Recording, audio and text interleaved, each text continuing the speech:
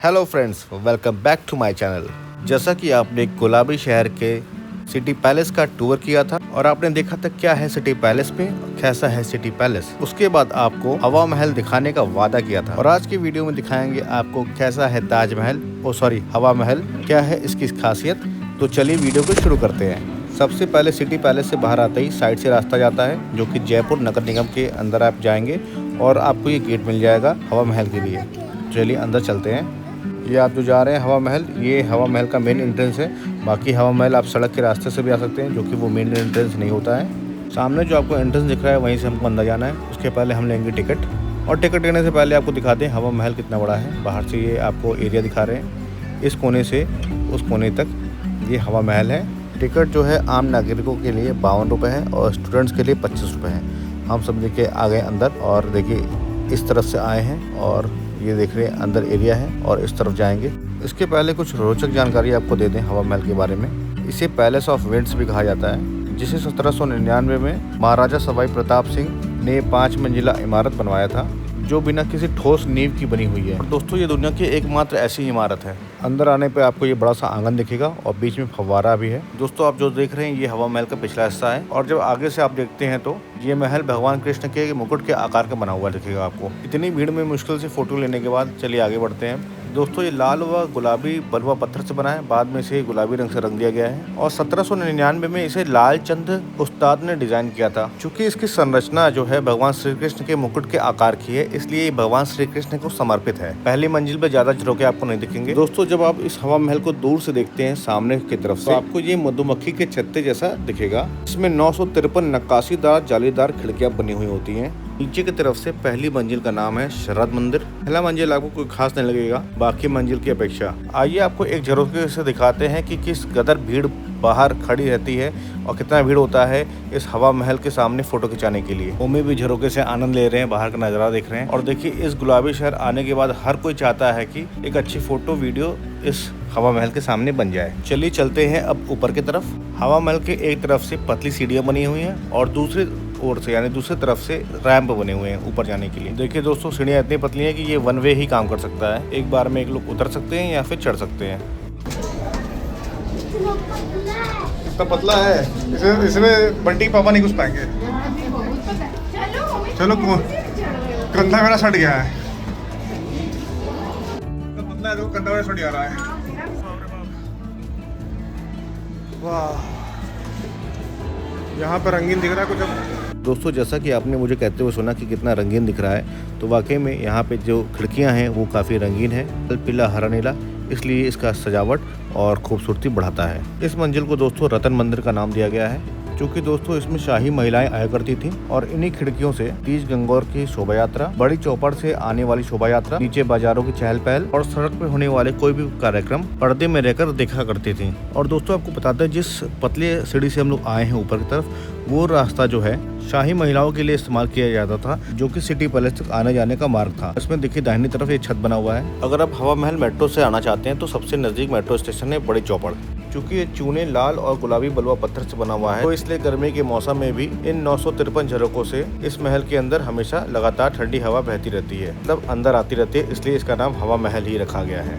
कविन होमी यहाँ घूम रहे हैं, उनको समझ नहीं आ रहा है कि क्या हम लोग घूम रहे हैं, क्या चीज़ है, और थक गए हैं घूमते घूमते। अब ये मेरे गोद में आएंगे और चलिए चलते हैं अब तीसरे मंजिल की तरफ इन्हीं सीढ़ियों के रास्ते, जिसका नाम है विचित्र मंदिर। दोस्तों अब हम आ गए हैं तीसरी मंजिल पे और दिखाते हैं आपको कैसा है यहाँ का नजारा। तीसरी मंजिल के बाद बसता है चौथा मंजिल, बाद 5वां मंजिल। चलिए अंदर चलते हैं। देखिए जिस तरह से नीचे दूसरी मंजिल खूबसूरत थी, उसी तरह तीसरी मंजिल भी खूबसूरत है, लेकिन यहाँ पे दूसरी मंजिल की तरह तीसरी या चौथी मंजिल पर पीछे की तरफ बरामदा नहीं होता है। दोस्तों अब इमारत में चौथी मंजिल पर दूसरी तरफ से बने रैंप के सहारे चलेंगे ऊपर। इन्हीं रैंप के सहारे हम रैंप वाले रास्ते के बने ऊपर छत पे जाएंगे जो कि चौथी और 5वीं मंजिल के बीच तक जाती है। भीड़ काफी इसलिए रुक रुक के ग्रुप्स में जाने दिया जा रहा है। सक्रिय जगहों पे ज्यादा भीड़ होने पे कविन होमी की मम्मी ज्यादा घबरा जाती हैं, इसलिए वो कह रहे हैं कि हम नहीं जाएंगे, फिर भी उनको ले आए ऊपर। और इस रैंप के छत पे जाने के लिए देखिए पतली सीढ़ी बनी हुई है, इसलिए रोका जा रहा है। छत पे आने के बाद आप पूरे जयपुर का नजारा ले सकते हैं और हवा महल को भी साइड से दिख सकते हैं, एक हवा महल के बराबरी में खड़े होकर के। लेकिन 50 फीट ऊंची ये हवा महल 5वीं मंजिल पे जाने के लिए आपको नीचे उतर के वापस से उसके 5वीं मंजिल पे जाना होगा। देखिए दोस्तों, वो सामने तिकोने आकार का जंतर मंतर का सूर्य यंत्र दिख रहा है। और दोस्तों, हवा महल की ऊंचाई से आप पूरा गुलाबी शहर, सिटी पैलेस और पहाड़ी पे दूर नाहरगढ़ फोर्ट भी देख सकते हैं। दोस्तों, इतनी ऊंचाई से हवा महल के साथ साथ इस शहर को भी देखने का आनंद लीजिए।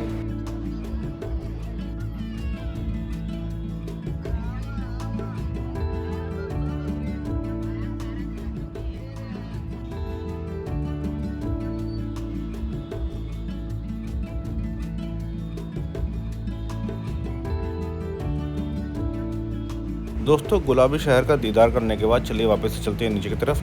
आ गए हम 4थी मंजिल पे और 4थी मंजिल से चलते हैं 5वीं मंजिल की तरफ। काफी भीड़ देख रहे हैं आप, ऊपर जाने के लिए लगी हुई है लाइन। हर कोई हर कोने को देखना चाहता है। इसी इच्छा से हम चल रहे हैं आगे की तरफ, क्योंकि हमें जाना है 5वीं मंजिल पे, क्योंकि इस इमारत की सबसे आखिरी मंजिल है। भीड़ इतनी ज़्यादा है कि हम लोग गलत टाइम पे आ गए, क्योंकि ये छुट्टियों का महा मौसम चल रहा है 25 दिसंबर से जनवरी का। दोस्तों, हवा महल की टाइमिंग है सुबह 9:30 से शाम के 5 बजे तक का, और अभी शाम के 4:45 बज चुके हैं, इसलिए ऊपर जाने के लिए रास्ता बंद कर दिया गया है और ऊपर मंजिल को खाली कराया जा रहा है। इस वजह से दोस्तों ऊपर की मंजिल आपको नहीं दिखा पाए, उसके लिए माफी चाहते हैं। और चलिए आगे बढ़ते हैं, वापिस से उतरते हैं नीचे की तरफ, और नीचे उतरने का रास्ता रहेगा सीढ़ियों का। और दोस्तों, उसके पहले आपको 4थी मंजिल का नाम बताते हैं, जिसका नाम है प्रकाश मंदिर, और 5वीं मंजिल का नाम है हवा मंदिर।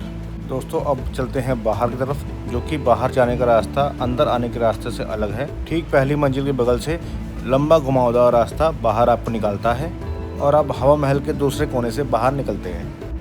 हवा महल के बाहर निकलने के बाद मिले हैं हमें कुछ छोटे छोटे सोवेनियर शॉप, और जहां से खरीदा हमने जयपुर की कुछ यादगार सामान।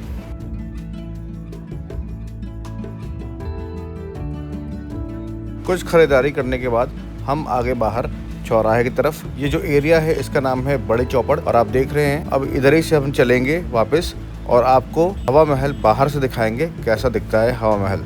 जिस तरह से सभी फोटो वीडियो बनाते हैं हवा महल के सामने, उसी तरह हमने और हमारी पत्नी ने सुंदर सा वीडियो बनाया, आप सभी भी देखिए।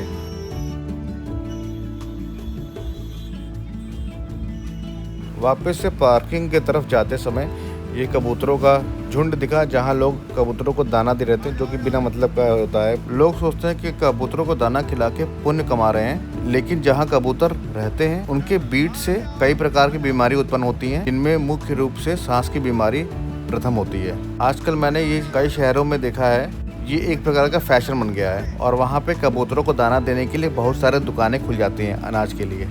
खैर, ये रही बात स्वास्थ्य की, लेकिन यहाँ पे कविन होमी काफ़ी मस्ती की है कबूतर के साथ। होमी से तो कबूतर जल्दी भाग ही नहीं रहा था, क्योंकि लग रहा था होमी ब्लू कलर का कपड़ा पहने हैं, इसलिए कबूतर उनसे उड़ नहीं रहा था। होमी को बस किसी चीज़ के लिए मज़ा आना चाहिए, फिर उसके बाद वो रुकते ही नहीं और वापस आते ही नहीं है।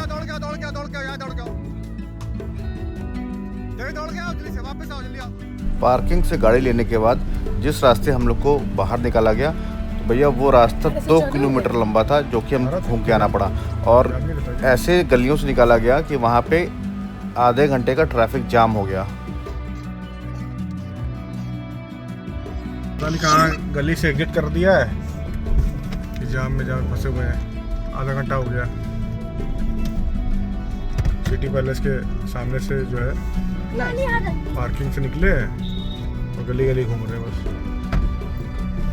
मैनेजमेंट तो चौपट है, इन लोगों की दुकान वालों को कितनी प्रॉब्लम होती और होगी रोज के लिए दिन भर इन लोग की जिंदगी ज़रा खराब है। जैसे हम लोग बनारसियों को दिक्कत होता है कि ज़रा कितने बाहर ही आते हैं भाई। हम लोग का तो शहर गली से भरा हुआ है, यहाँ वाला सड़क यहाँ पे जो है गली बन गया है। हम लोग अपने गली को सड़क बना दिए हैं, वो यहाँ पे तो रोड पे निकलेंगे।